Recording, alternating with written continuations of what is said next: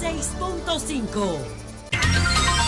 Bien, señores, continuamos con los comentarios en el Sol de la Mañana. Ahora vamos inmediatamente con Lenchi Vargas. Adelante, Lenchi.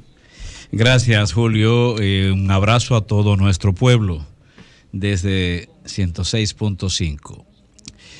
Y en particular también un abrazo a nuestros compañeros de cabina y a quienes no están en cabina. María Elena, donde quiera que esté. Son las 9:21 minutos. 21 minutos ya hubiese tenido de duración el bombardeo que sufrió la ciudad capital en el año 1965. Me refiero a las hazañas asociadas a la Revolución de Abril, la revolución que quería restaurar el orden constitucional, el orden democrático, trayendo de vuelta a Juan Bosch, que había sido destituido, había sufrido un golpe de Estado 2 años antes. En ese momento, 16 de junio, ya las tropas norteamericanas estaban en República Dominicana. Y esas tropas norteamericanas, conjuntamente con las tropas huesinistas, fueron las que iniciaron esa ofensiva, terrible ofensiva militar, los días 15 y 16 a las 9 de la mañana. Y eso ocurrió posterior a una operación que ya las tropas norteamericanas, conjuntamente con las huesinistas, habían desarrollado en la parte norte de la capital. Esta operación fue llamada Operación Limpieza, óiganle el nombre.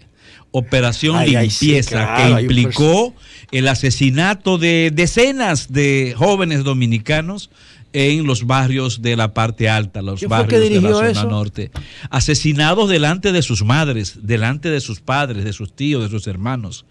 Un acto realmente que merece ser catalogado como crimen de guerra. Crimen de guerra. Señores, fue justamente contra nuestros compatriotas, contra nuestros hermanos. Ese 15 y 16... la ofensiva norteamericana y huesinista duró más o menos 20 horas. Pero fueron 20 horas de combate en donde las milicias rebeldes nuestras, las milicias democráticas, hicieron una resistencia tan heroica que se convirtieron en ejemplo para el mundo. El general Bruce Palmer, de las tropas interventoras, había anunciado que en 5 horas eliminaba la resistencia constitucionalista, pero ocurrió que no pudo, porque el valor, el sentimiento patrio, la defensa de la democracia, la dignidad, la soberanía se impuso en el corazón de nuestros combatientes y frenaron a estas tropas invasoras. Es cierto que las tropas avanzaron, pero no como programaron. Ganaron algunas cuadras, pero la resistencia dominicana la frenó.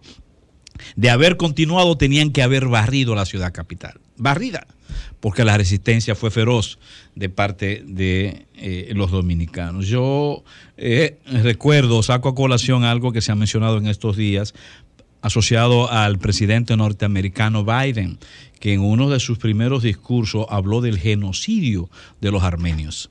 Ustedes saben que eso trajo como consecuencia una reacción internacional, especialmente de los turcos, porque por supuesto este genocidio estaba orientado a acusar a el Imperio Otomano, que vale decir que eran los turcos, de aquella catástrofe humana. Pues aquí hubo un genocidio. Aquí hubo un genocidio donde murieron más de 3.000 dominicanos en una población de 3 millones de gente. Estamos hablando de una población nuestra en el año 65 de 3 millones y algo de gente. Y murieron solo acá en la ciudad capital, cerca de 3.000 dominicanos. 0.1%. Las tropas norteamericanas e interventoras se informó, o sea, dicho, se cita la cantidad, pero no se grafica la magnitud de eso. Exactamente. Igual que los muertos de Balaguer.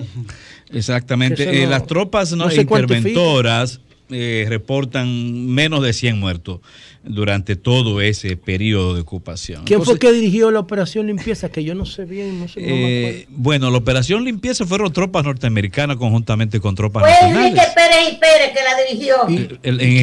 ¿Quién era el encargado del gobierno en esa época? Enrique Pérez y Pérez. Bueno, ya para ese entonces habían dos gobiernos. Estaba el gobierno de Camaño y estaba el gobierno... No, había un solo gobierno, el de Camaño. El otro era una... Era una cosa impuesta propio de un diseño... propio de un diseño que yo invito a que ustedes vean ese diseño como ya estaba elaborado antes de la muerte de Trujillo, solo que no se aplicó con la muerte de Trujillo, bueno, se aplicó parcialmente y luego se repite en el 65, y les invito a ver un artículo del profesor José del Castillo que salió en Diario Libre hace creo que 2 viernes y que nos habla acerca de ese montaje, precisamente de ese montaje. Bueno, el otro gobierno ilegal lo presidía creo que Antonio Inver Barrera conjuntamente con otras figuras dominicanas. En fin, lo que quiero destacar es que para Biden hubo un genocidio y efectivamente, según la historia, ocurrió ese desastre humano. Hay que hacer una comisión de la verdad histórica. ¿Por qué no vemos también ese genocidio en República Dominicana? ¿Por qué los Estados Unidos no terminan de pedirle perdón y disculpas al pueblo dominicano? ¿Por qué? La OEA lo hizo, creo. Pero la OEA simplemente era un parapeto.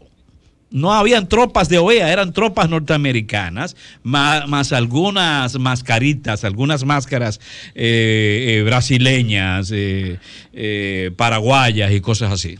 Pero las tropas eran, y el poderío, según un informe de boca del mismo Camaño Deñó, presidente entonces de República Dominicana y de las fuerzas constitucionalistas, durante esas 20 horas se dispararon 1.865 obuses sobre la capital o de armas pesadas. Yo le puedo asegurar, porque yo estuve aquí, yo era un niño, pero estuve aquí y viví parte de esos bombardeos. No exactamente los del 15 y 16, pero sí otros. Y no es fácil sentir un obús cerca de su casa. No es fácil. Entonces, estamos frente a ese fenómeno que, reitero, debiéramos nosotros continuamente solicitar, demandar, exigir una, por lo menos, perdón. Una reparación moral, una reparación histórica. Hay que hacer una comisión de la verdad, Lencho. Ustedes tienen que hacer una comisión de la verdad. Ellos vinieron a matar histórica y a imponerse y se impusieron y salieron en el año 1966, un año y pico después de la invasión. Por cierto, debo agregar que ese ejemplo dominicano sirvió al mundo, porque los gringos acababan de salir de la guerra, de la Segunda Guerra Mundial. Digo, de la Segunda Guerra Mundial. Y entonces Hollywood convirtió al ejército norteamericano en un ejército infalible, un ejército cuyos soldados no morían, un ejército que, bueno, era simple y llanamente los enviados de Dios. Y aquí se pudo demostrar que no. Digo, Lenche, ellos no quisieron acabar, ¿no? Si ellos quieren acabar, por supuesto, pero ¿bajo qué costo? Pero ¿bajo qué costo político? Ellos no quisieron acabar, porque si hubiesen querido no borran. Claro, pero ¿bajo qué costo político mundial? Porque recuérdate que estábamos también durante la Guerra Fría. No, era una tropa de todavía. Bueno, sí, ya había empezado la Guerra Fría. Claro, ya había pasado el tema de los misiles de Cuba y todo eso. Así es. En fin, bueno, pero volviendo a la realidad, me llama la atención. ¿Qué historiador ha escrito sobre la Operación Limpieza? Historiador consagrado a eso, no que escribe un libro accidentalmente, sino historiador que solo se dedica a historiar. No hay ningún libro sobre la Operación Limpieza. Un Moyapón, un Bernardo Vega, una Adriana Salo dentro del contexto. Eso se ha denunciado muchas veces. Se ha denunciado muchas veces y cómo funcionó. Porque cuando estábamos en el Partido Comunista Dominicano, nosotros lo explicamos. Incluso, yo me caso con Carlos Dores, dicho sea de paso, porque tengo que cruzar la línea para llevarle los periódicos del partido. Y Carlos está escondido del otro lado en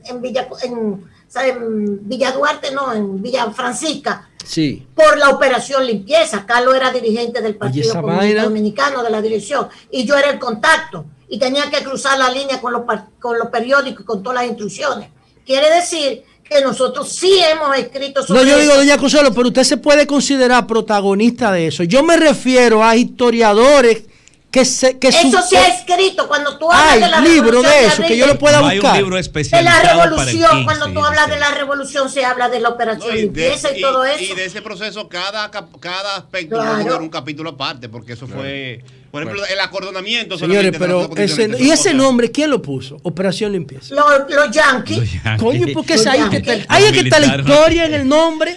Sí, pero tú sabes lo que tú hablas de que Operación Limpieza es como limpieza étnica. En los Balcanes. Ahí murieron cientos de combatientes también. Sí, es cierto. Y muchos civiles. Y no se sabe exactamente. Julio no dice nada de la Operación Limpieza. No dice nada, míralo. Volviendo a la realidad actual, hay un tema que tiene que ver con un pez llamado pez loro o otros peces llamados el pez doctor. Coño, ¿qué dilema tenemos con el pez loro, es un pez hermosísimo, no sé si ya lo vemos ahí en pantalla para quienes están frente al televisor. Es un pez hermosísimo, pero al mismo tiempo sabrosísimo. Míralo ahí el dilema. Es un pez perfecto, pero es un pez de muchísimo uso, de muchísimo valor ambiental. Es un pez asociado al cuidado y a la salud de los océanos. De la playa y los corales. La salud y los corales. Señores, los corales, ustedes ven ahí, los corales no son piedras, los corales son animales, son colonias de animales que son demasiado frágiles.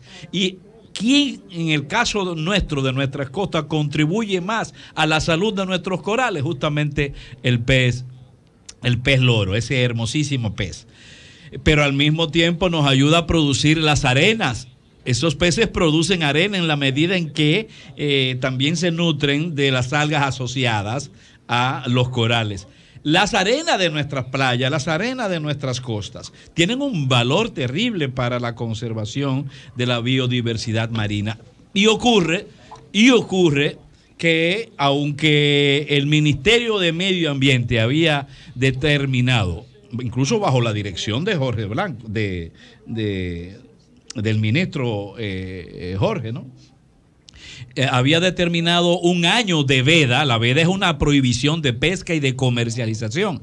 Pues de repente la Presidencia de la República emite el decreto 363-21, reduciendo la veda a 4 meses, de septiembre a diciembre, cuando los organismos internacionales más autorizados están hablando de veda de un año, incluso pidiendo la prolongación de la misma para evitar que la recuperación de la población de peces vuelva a echar hacia atrás. En fin, ahora son 4 meses. Todo el mundo se pregunta a qué se debe eso.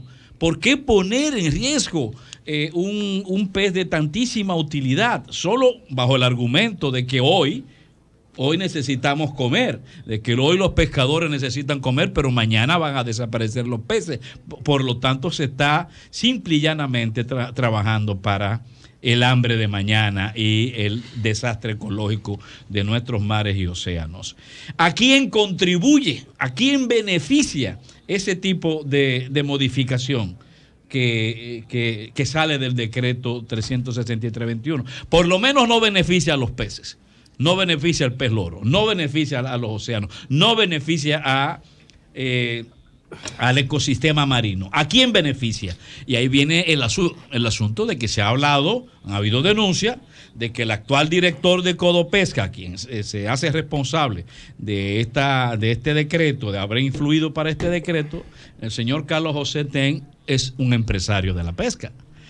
Ahí se ha denunciado públicamente y él no lo Carlos José Ten se llama. Y él no lo ha denegado. De esos que pescan aquí en Cabeza de Toro. Él incluso es accionista en un 90% de una empresa llamada Kilik Dominique, asociada a la producción, asociada a la venta de ¿cómo se llama la empresa? Kilik Dominique, y además está asociado a otra empresa internacional, posiblemente una de las mayores empresas de comercialización de pescado, que se llama Kilis Deniz, que es turca. En el caso de la Kilis Dominique dominicana, estamos hablando de una inversión de $10 millones. Pero vamos a llamarlo a él para que nos dé su versión de lo que tú dices. Vuelvo y pregunto, ¿a quién beneficia ese decreto? ¿Beneficia al pez loro y a nuestro ecosistema o está beneficiando a empresas? Señor presidente, no repitamos lo de la lotería. No repitamos lo de la lotería. Cambio fuera. Muy bueno.